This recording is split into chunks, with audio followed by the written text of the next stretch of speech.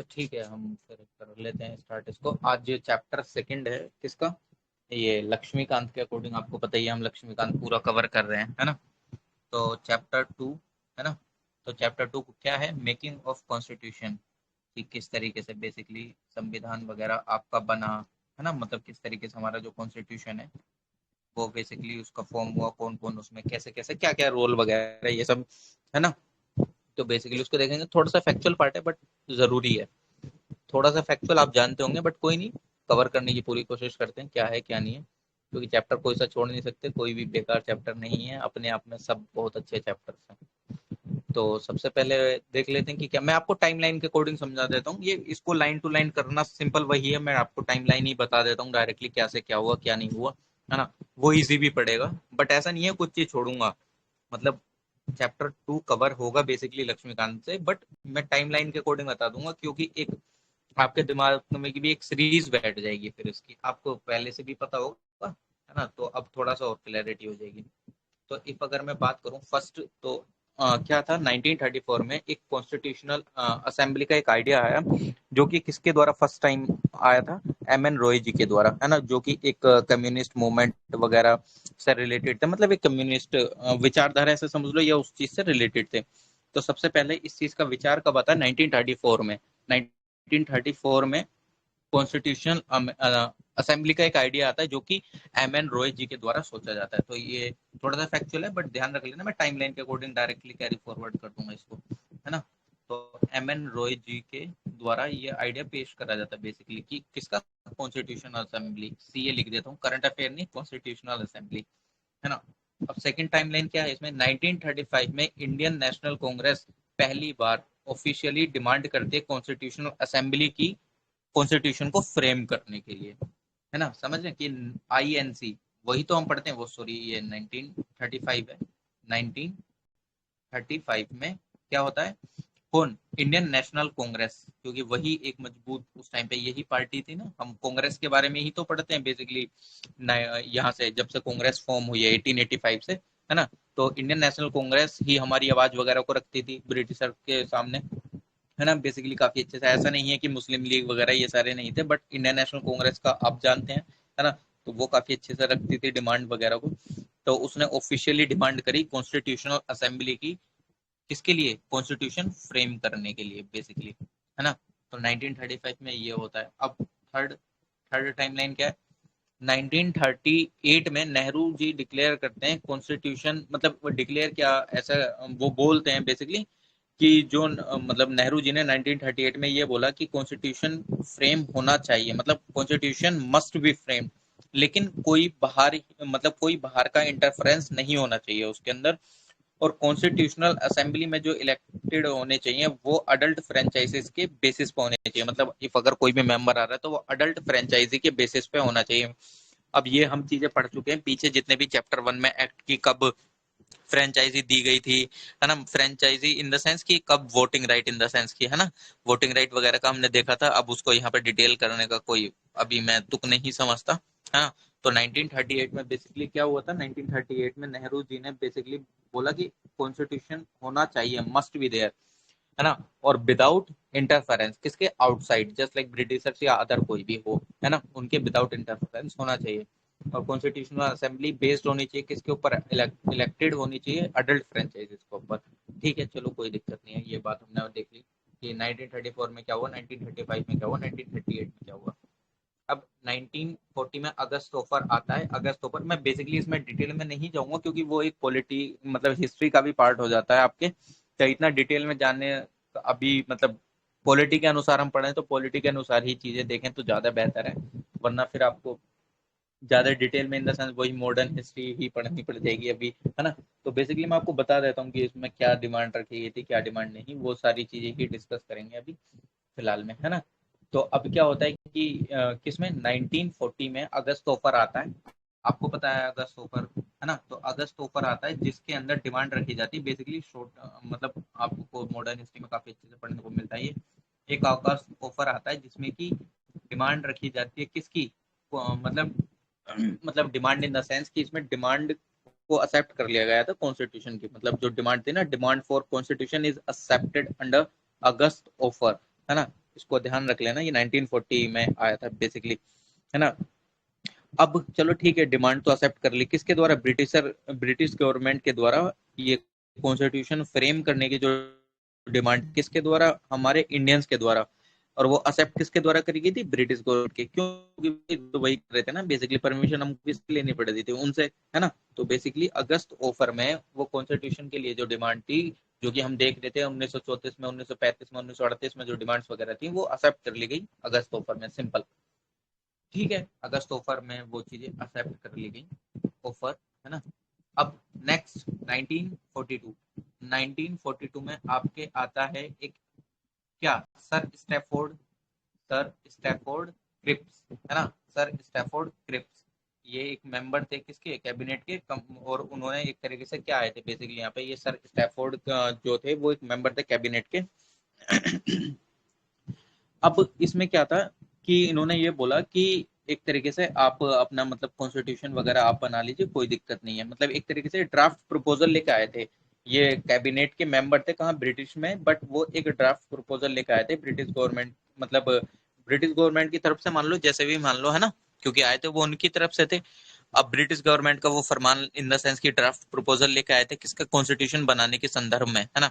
तो उन्होंने बोला कि हाँ बना सकते हैं, मतलब आप बनाइए कॉन्स्टिट्यूशन, बट वो कॉन्स्टिट्यूशन जो है ना वो अडॉप्ट करा जाएगा आपके वर्ल्ड वॉर सेकंड के बाद, है ना।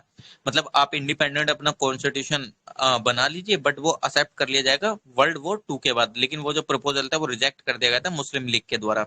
अब आप समझ सकते हैं कि यहाँ पे वो उस टाइम पे क्यों ऐसा प्रपोजल लेके आए, है ना। क्यों, क्योंकि भाई वर्ल्ड वॉर टू चल रहा था, वर्ल्ड वॉर टू चल रहा था, तो वहां पे जवान की जरूरत थी, सोल्जर्स वगैरह की, तो वहां पे उनको एक सामने से एक वो डालना था गुड़, ताकि मक्खी आके चिपके इस पे, है ना। तो उन्होंने वो डाला कि हम इसको एक्सेप्ट, मतलब हम मानते हैं कि आप बनाइए कॉन्स्टिट्यूशन, बट इसको वर्ल्ड वॉर टू के बाद एक्सेप्ट कर लिया जाएगा। बट हम उन पे कहाँ तक विश्वास करें, मतलब इन द सेंस की हो सकता है वो ना दें, हमको चारा डाला जा रहा है कि वो वर्ल्ड वॉर टू जीत जाए, ये सब, है ना। वो आपको मॉडर्न हिस्ट्री में काफी अच्छे से पता होगा, मैं अभी उस चीज में अभी इतना डिस्कशन या इंडल्ज होना नहीं चाह रहा, है ना। बेसिकली आपको चीजें बता रहा हूँ टाइमलाइन की, और आपको ये चीज क्लियर भी होगी, है ना। तो स्टैफोर्ड क्रिप्स ने बोला कि हाँ ठीक है, ड्राफ्ट प्रपोजल लेके आए, इंडिपेंडेंट आप कॉन्स्टिट्यूशन बना लीजिए और उसको अडॉप्ट कर लिया जाएगा वर्ल्ड वॉर टू के बाद। बट वो प्रपोजल रिजेक्ट किसके द्वारा कर दिया गया था, मुस्लिम लीग के, सर स्टैफोर्ड क्रिप्स, है ना, सर स्टैफोर्ड क्रिप्स, है ना।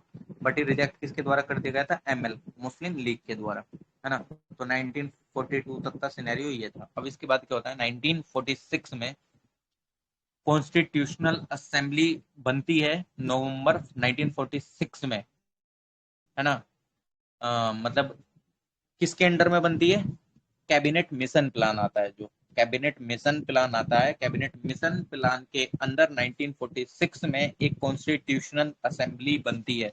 मैं कॉन्स्टिट्यूशनल कैबिनेट मिशन प्लान को CMP लिख देता हूँ। इस प्लान के अंदर 1946 में, है ना, 1946 में एक तरीके से कॉन्स्टिट्यूशनल असेंबली बनी, नवंबर, मतलब नवंबर महीना था, नवंबर महीने में, है ना, 1946 के अंदर कॉन्स्टिट्यूशनल असेंबली बनती है बेसिकली, है ना। इतना चलो हमको पता हो चल गया कि ये होता है।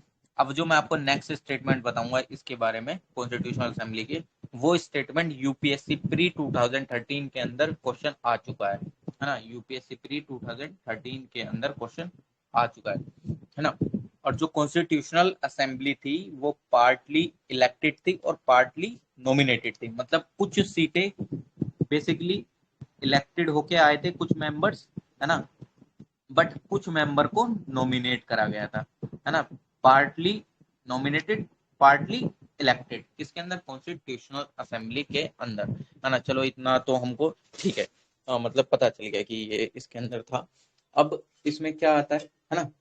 अब क्या होता है इसमें कि जो वो थे मतलब अब जो ये क्या नाम है, जो मेंबर थे वो इनडायरेक्टली इलेक्टेड करे जाते, जो मतलब इनडायरेक्टली इलेक्ट हो रहे थे। इनडायरेक्टली इलेक्ट कैसे हो रहे थे, मतलब एक, मतलब उन्होंने बोला तो कि फ्रेंचाइजेस, मतलब फ्रेंचाइज के ऊपर आपको इलेक्शन करना है, मतलब उनको इलेक्ट करना है, बट वो एक लिमिटेड फ्रेंचाइज हो रहा था। जैसे कि हम पहले देख रहे थे, आप बताना कौन से कॉन्स्टिट्यूट, मतलब कौन से एक्ट में हमने पढ़ा था कि एक लिमिटेड फ्रेंचाइज मतलब प्रोवाइड कराया गया था, उनकी प्रॉपर्टी को देख के, टैक्स को देख के, ये सारी चीजों को देख के कि आप इनको मतलब वोट वगैरह ये सब कर सकते हैं, है ना। लेकिन जो मेंबर इनडायरेक्टली इलेक्ट हो रहे थे किसके द्वारा, प्रोविंशियल असेंबली के। अब वो कैसे हो रहे थे, मान लो कि एक प्रोविंस है, यूनाइटेड प्रोविंस, जैसे उत्तर प्रदेश है, उत्तर प्रदेश यूनाइटेड प्रोविंस था, वहां पे राजा रूल कर रहा है। अब राजा अपने प्रोविंस से किसी को एक इलेक्ट करके भेजे, इलेक्ट इन द सेंस वो उसको नॉमिनेट करके इन द सेंस भेज रहा है, मतलब इनडायरेक्टली इलेक्टेड था वो बेसिकली उनको, मतलब ऐसा समझ लो कि वो अपने आप से एक रिप्रेजेंटेशन भेज रहा है उस प्रोविंस से, है ना। मतलब समझ रहे हो ना क्या, मतलब वो उसको, वो जो राजा है यूनाइटेड प्रोविंस को दर्शाने के लिए, इन द सेंस कि उसका रिप्रेजेंटेशन के लिए वहां से एक पर्सन को एज अ नॉमिनेट करके वहां पे भेज रहा है, कहाँ, कॉन्स्टिट्यूशनल असेंबली में, है ना। और मतलब बेसिकली, और ये जो स्टेटमेंट था वो यूपीएससी पीरी 2013 में यूज हुआ था, कौन सा वाला, कि पार्टली इलेक्टेड और पार्टली नॉमिनेटेड। उसमें डायरेक्टली ये बोल दिया जाए, मान लो कि फुल्ली इलेक्टेड बॉडी थी, है फुल्ली इलेक्टेड नहीं थी, पार्टली नॉमिनेटेड थी और पार्टली इलेक्टेड थी, मतलब जो इलेक्शन भी होता था तो लिमिटेड फ्रेंचाइजी थी, है ना। नॉमिनेट मैंने आपको बताया कि प्रोविंशियल असेंबली से किसी ने अपना जो रिप्रेजेंटेशन है वो किसी मेंबर को एक नॉमिनेट करके वो सेंड कर दिया, मतलब भेज दिया उसमें, है ना। अब ठीक है, चलो ये बात हो गई इसमें। अब क्या होता है, जो असेंबली असेंबली थी, मतलब ये तो चलो पार्टली नॉमिनेटेड और इलेक्टेड। अब क्या होता है, जो मतलब इसमें ऐसा नहीं है कि कोई एक वर्ग ही आपको देखने को मिलेगा, है ना। मतलब आपको इसमें वुमेन्स भी देखने को मिलेंगी, वुमन भी देखने को मिलेगी, इसमें आपको मैन भी देखने को, मतलब ऐसा नहीं कि सिर्फ मैन देखने को मिलेंगे, इसमें आपको हिंदूज भी देखने को मिलेंगे, सिख भी देखने को मिलेंगे, इसमें आपको क्रिश्चियन, सब ए टू जेड आपको सब देखने को मिलेंगे। ऐसा नहीं है कि जो लिमिटेड है, इन द सेंस जैसे 1909 में, 1919 में मोर लिमिट और रिफॉर्म में मुस्लिम्स के लिए सेपरेट इलेक्टोरेट, फिर बाद में उसको एक्सटेंड करा गया, एक्सटेंड करके सबको इंक्लूड करा गया, है ना। तो इसमें भी आपको Parsis, Anglo Indians, Indian Christian, SC ST, woman, जितने भी मतलब हिंदू मुस्लिम सब बेसिकली आपको मिलेंगे, है ना। ताकि काफी अच्छे से रिप्रेजेंटेशन हो सके सारे सेक्शन का, क्योंकि भाई कॉन्स्टिट्यूशन बन रहा है, कॉन्स्टिट्यूशन बन रहा है तो उसमें सबका रिप्रेजेंटेशन जरूरी है। अब जो चीज, जो प्रताड़ना झेल रहा है वही तो बताएगा ना कि मेरे साथ ऐसा हो रहा है, ऐसा नहीं हो रहा है ना। मैं तो मतलब कोई अनटचेबल का कोई शिकार है और मतलब इन द सेंस उसका एक्सप्लॉइटेशन हो रहा है, मेरा नहीं हो रहा, तो मेरे कंपैरिजन में ज्यादा सही कौन बताएगा, जिसका एक्सप्लॉइटेशन हो रहा है। मैं तो नहीं बता पाऊंगा, मैं तो सिंपली बता दूंगा हाँ यार अनटचेबिलिटी ये फेस कर रहा है, लेकिन वो किस तरीके से प्रताड़ित हो रहा है वो तो वही बताएगा, है ना। तो इस वजह से अब थोड़ा सा बेसिक आ जाता है, ये आपको पता ही होगी, है ना, बेसिक इंफॉर्मेशन की। कॉन्स्टिट्यूशनल असेंबली के मतलब जो 9 दिसंबर को, 9 दिसंबर 1946 में जो कॉन्स्टिट्यूशनल असेंबली के मतलब बेसिकली कौन बने थे, प्रेसिडेंट, टेम्परेरी प्रेसिडेंट थे कौन, सच्चिदानंद सिन्हा। आपको ध्यान होगा सबको, ये बेसिक इन्फॉर्मेशन आपको पता ही है बेसिकली। बट इसमें जानने वाली क्या चीज है, इस पहली मीटिंग में इस पहली मीटिंग का बॉयकॉट करा गया था मुस्लिम लीग के द्वारा। मुस्लिम लीग ने इसका बॉयकॉट करा था, किसका, जो 9 दिसंबर 1946 में असेंबली हुई थी, कॉन्स्टिट्यूशनल असेंबली की मीटिंग वगैरह, तो उसमें मुस्लिम लीग ने उसको क्या करा था, बॉयकॉट करा था। और सच्चिदानंद सिन्हा उसके फर्स्ट प्रेसिडेंट थे, but temporary president. Permanent president कब आके बनेंगे, 11 दिसंबर 1946 में। राजेंद्र प्रसाद जी जो थे वो मतलब ऐसे समझ लो कि वो परमानेंट मेंबर थे, है ना। अब साथ में क्या था, वाइस प्रेसिडेंट कौन बने थे बताओ, कोई टाइप कर सकता है तो बता सकता है कि ये तो चलो प्रेसिडेंट थे कॉन्स्टिट्यूशनल असेंबली के, ये सबको पता है, लेकिन वाइस प्रेसिडेंट कौन थे उस असेंबली में। ध्यान हो तो आप टाइप कर सकते हैं, वरना तो फिर मैं बताऊंगा ही, है ना। आप टाइप कर दीजिएगा, मैं बाद में देख लूंगा। Vice president H.C. मुखर्जी थे एक, H.C. मुखर्जी, है ना। नाम तो आपको बताइए, स्पेलिंग आप खुद देख लेना, इसमें ज्यादा वो टाइप नहीं होगा। एक तो पहला वाइस प्रेसिडेंट मतलब एक कौन, H.C. मुखर्जी, और दूसरे B.T. कृष्णामाचारी। H.C. मुखर्जी और B.T. कृष्णामाचारी, ये दोनों वाइस प्रेसिडेंट थे कॉन्स्टिट्यूशनल असेंबली में। और प्रेसिडेंट कौन थे, राजेंद्र प्रसाद। क्योंकि तो इसमें फॉर्म यूज कर ले, कोई नहीं है ना। 13 दिसंबर, क्योंकि 11 दिसंबर में वो प्रेसिडेंट बन गए, तो 13 दिसंबर 1946 में जवाहरलाल नेहरू जी ने हिस्टोरिक ऑब्जेक्टिव स्ट्रक्चर कैसे किया जाता 13 दिसंबर 1946 में, अरे यार कैसे हो गया, हाँ 13 दिसंबर 1946 में एक ऑब्जेक्टिव रेजोल्यूशन बोला, मतलब किसके द्वारा प्रोड्यूस करा, मतलब वो करा जाता है, पेश करा जाता है जवाहरलाल नेहरू जी के द्वारा, जवाहरलाल नेहरू जी के द्वारा पेश करा जाता है, जो एक तरीके से फिलोसफी है कॉन्स्टिट्यूशन स्ट्रक्चर बेसिकली कैसा हो कैसा नहीं हो, है ना। तो बेसिकली ये चीजें हम आप लोगों को क्लियर हुई होंगी कि क्या है क्या नहीं, है ना। ठीक है, कोई दिक्कत नहीं है। ओके, अब नेक्स्ट देख लेते हैं, नेक्स्ट क्या हुआ क्या, है ना। अब बेसिकली 13 दिसंबर तक ये सारी चीजें हो गई, जो जवाहरलाल नेहरू जी ने ये रेजोल्यूशन को मूव को, मतलब स्ट्रक्चर वगैरह कॉन्स्टिट्यूशन का बेसिकली कैसा हो कैसा नहीं, वो रेजोल्यूशन अडोप्ट कर लिया गया था कब, 22 जनवरी 1947 को, क्योंकि दिसंबर में रेजोल्यूशन मूव हुआ था और 22 जनवरी 1947 में वो रेजोल्यूशन अडोप्ट कर लिया गया था, रेजोल्यूशन अडोप्ट कर लिया गया था बेसिकली, है ना। अब ठीक है, अडोप्ट कर लिया। अब एक माउंटबेटन प्लान आता है 3 जून 1947 में, एक माउंटबेटन प्लान आता है। माउंटबेटन प्लान क्या बोलता है, इसको ध्यान रख लेना, इफ अगर तारीख ध्यान नहीं कोई दिक्कत नहीं है, नहीं भी रहे कोई दिक्कत नहीं है, बट पीसीएस वगैरह में ये जैसे अगर पूछ लेते हैं तो आपके लिए वहाँ हेल्पफुल हो सकती हैं। यूपीएससी में कभी कभार आ जाए इस तरीके से डेट, मतलब आती तो नहीं है बट ऐसी, है ना।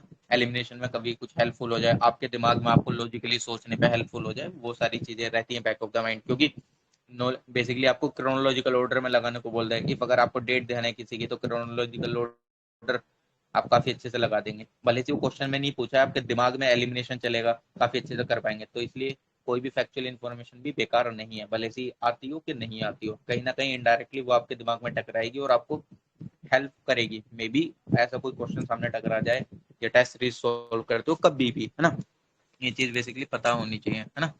तो अब क्या होता है कि एक इंडियन इंडिपेंडेंस एक्ट आता है 1947 में, है ना। और असेंबली को, जो कॉन्स्टिट्यूशनल असेंबली थी, उसको फुल्ली सोवरेन बॉडी बना दिया जाता है ना।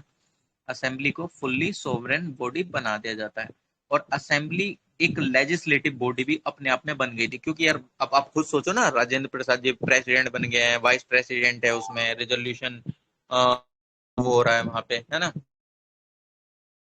मूव, तो वो भाई एक्ट बन, ये सारी चीजें कर लिया। आज का पार्लियामेंट भी क्या करता है, एक्ट बनाता है, एक्ट को अमेंडमेंट करता है, सारी चीजें करता है, कुछ भी, है ना, वही है ना। और वही चीज आपकी पार्लियामेंट कहलाई बाद में, जो ये कॉन्स्टिट्यूशनल असेंबली है वही बाद में आपका पार्लियामेंट कहलाता है ना, क्योंकि सारी चीज तो वही थी ना, वो एक पार्लियामेंट की ही तरह ही था, है ना। तो आपको ये चीज आई थिंक क्लियर हुई होगी, है ना। अब अब क्या होता है इसके बाद इसमें, है ना। अब बेसिकली थोड़ा सा ये भी थोड़ा सा फैक्चुअल हो जाएगा, बट कोई नहीं, मैं कोशिश करूंगा कि इतना फैक्चुअल ना हो, बट ये चैप्टर 2 थोड़ा सा है फैक्चुअल, है ना। फैक्चुअल इन द सेंस कि यार मतलब थोड़ी बहुत चीजें जाननी भी जरूरी है। बट उससे पहले आप एक एक चीज बताइए मेरे को, टाइप कर दीजिएगा इफ अगर किसी को ध्यान हो तो, है ना। ये जो था ये लिखा किसके द्वारा गया था, मतलब बना तो दिया गया, मतलब ये ठीक है कॉन्स्टिट्यूशनल असेंबली ने बना दिया, कॉन्स्टिट्यूशन लिखा किसके द्वारा गया था बेसिकली, है ना। मतलब ये जो था वो किसके द्वारा लिखा गया था, और उसको सर ब्यूटीफाई किसने करा था, किसको, कॉन्स्टिट्यूशन को ब्यूटीफाई, और उसको लिखा किसके द्वारा गया था, वो आप टाइप कर सकते हैं। Sir hello, B R Chopra. Hello. Sir B R Chopra. नहीं, एक बार आप टाइप कर दीजिएगा, मैं देख लूंगा आप लोग जो भी आंसर देना चाह रहे हैं, और उसका हिंदी वर्जन किसके द्वारा लिखा गया था, आप दोनों बताइएगा, हिंदी वर्जन कॉन्स्टिट्यूशन का किसके द्वारा लिखा गया, इंग्लिश वर्जन किसके द्वारा कैलीग्राफ बेसिकली करा गया, और उसको ब्यूटीफाई किसके द्वारा करा गया। थोड़ा फैक्चुअल हो जाएगा बट कोई नहीं, आप बताइएगा, है ना। अब ठीक है, हम अपना आगे देख लेते हैं क्या है क्या नहीं था इसमें बेसिकली, है ना। तो अब इसमें क्या होता है कि यहाँ तक तो हमने चलो ठीक है चीजें देख ली कि 3 जून 1947 में एक माउंटबेटन प्लान वगैरह आता है ना। इंडियन इंडिपेंडेंस एक्ट होता है, वो उसका फुल्ली सॉवरेन बॉडी वगैरह ये सब बना देता है। अब क्या होता है बेसिकली कि मतलब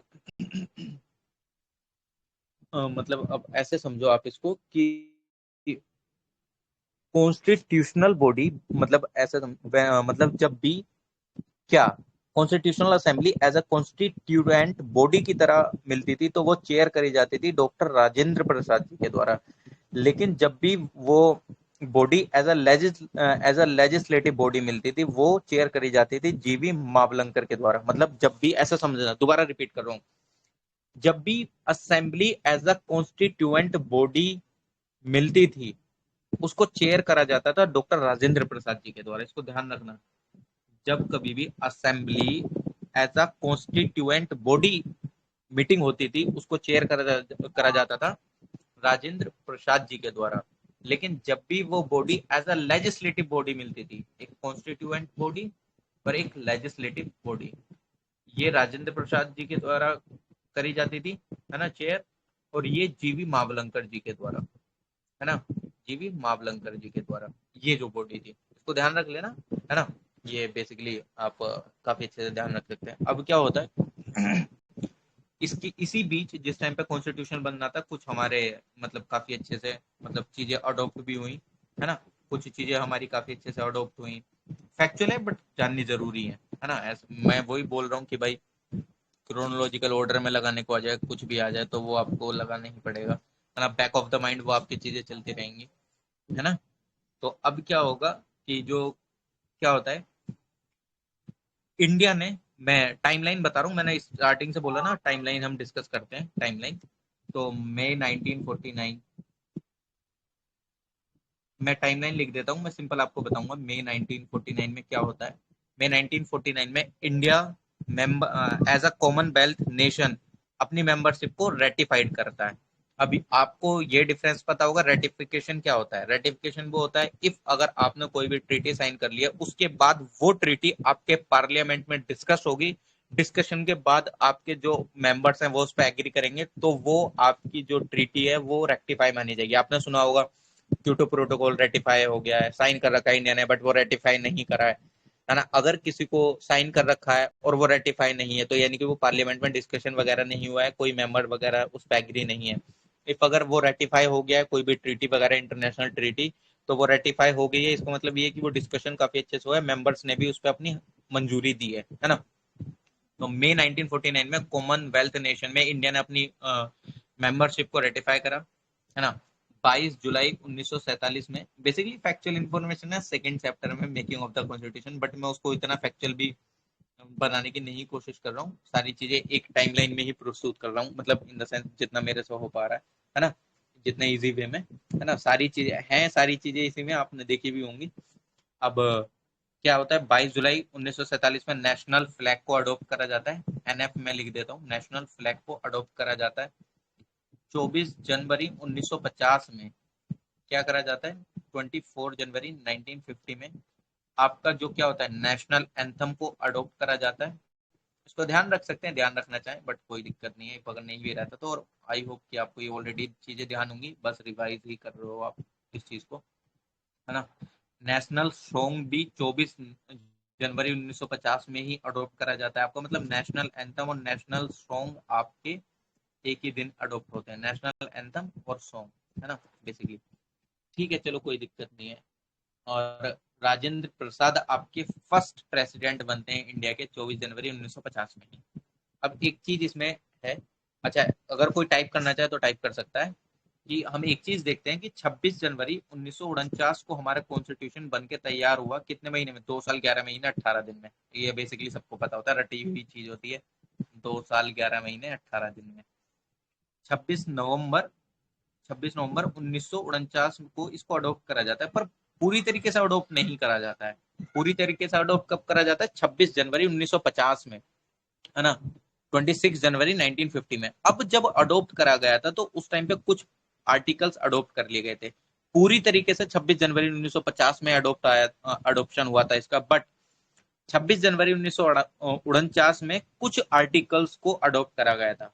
ऐसा नहीं है कि पूरा मतलब एक दो ही, मतलब बिल्कुल भी नहीं अडॉप्ट करा गया था, कुछ आर्टिकल को अडॉप्ट करा गया था।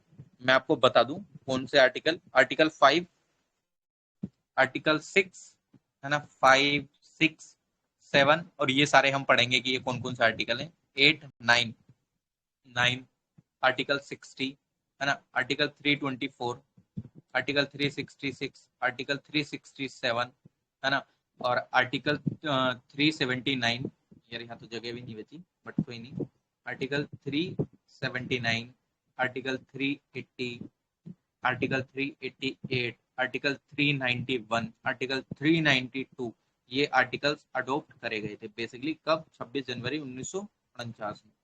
अब मेरे को एक चीज बताना, है ना, आप टाइप कर सकते हैं, बहुत अच्छा सा क्वेश्चन है।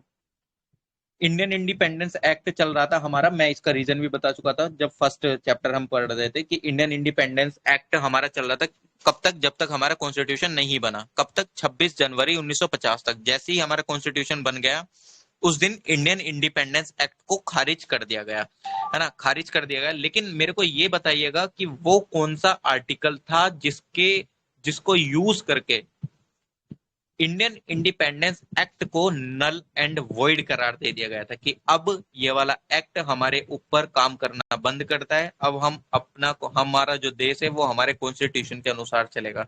तो आप टाइप कर सकते हैं क्या, कि वो कौन सा आर्टिकल था जिसने इंडियन इंडिपेंडेंस एक्ट, जो कि तब तक मौजूद था जब तक हमारा कॉन्स्टिट्यूशन नहीं बनेगा, तब तक तब तक मौजूद था, लेकिन 26 जनवरी को जैसे ही हम अडोप्ट कर लेते हैं अपना कॉन्स्टिट्यूशन, तो उस दिन वो नल एंड वॉइड हो जाता है। तो वो किस आर्टिकल के थ्रू, मतलब बेसिकली कौन सा ऐसा आर्टिकल है जिसके थ्रू नल एंड वॉइड वो डिक्लेयर होता है, आप टाइप कर दीजिएगा। और आगे बस ये थोड़ा सा चैप्टर बचा है, इसको कल डिस्कस करेंगे, है ना, मैं कल बता दूंगा इसका आंसर, इफ अगर आप टाइप करना चाहे कर सकते हैं, है ना, अभी नहीं बताऊंगा बट, है ना। तो कल खत्म हो जाएगा ये मेजर कमेटी, इसमें बतानी है major committee in the sense कि कौन कौन सी कमेटी के कौन वो थे, साइलेंट फीचर क्या कॉन्स्टिट्यूशन का, बस, है ना, सिंपल। बाकी अब हमारा अच्छे से चैप्टर स्टार्ट होगा, प्रियम्बल ऑफ द कॉन्स्टिट्यूशन, कल कौन सा चैप्टर 3, थोड़ा सा जो जितना रह गया उसको डिस्कस करके, और जो कल जितना हो जाएगा उतना चैप्टर 3 हम डिस्कस कर लेंगे, है ना। ठीक है।